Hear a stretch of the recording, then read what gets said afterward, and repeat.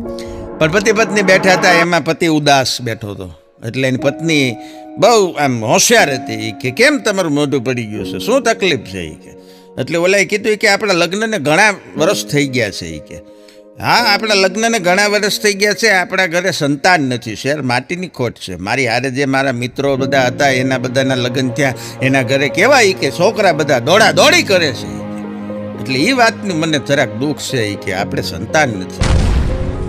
એની પત્નીએ કીધું કે એમાં મૂંઝાવાનું ન હોય એ કે જો મારી વાત સાંભળો એમ કરીને બાજુમાં બેસી ગઈ. એ કે તમે રાત્રે સૂઈ જાઓ તો તમને એ કે પછી મચ્છર કવડે? બોલો કે હા મચ્છર કરડે. એ કે મચ્છર કરડે તો એ મચ્છર તમારું લોહી પીવે? એ કે લોહી જ પીવે ને મચ્છર તો. એ કે તો એ તમારું જ લોહી છે ને. પછી એ મચ્છર બહાર જાય, પછી બહાર જઈને પાછા એ ઈંડા મૂકે, એમાંથી બીજા બચ્ચા જન્મે, તો સાયન્ટિફિકલી એ બધા તમારા જ બાળકો કહેવાય, તમારું જ લોહી ને મૂળ તો.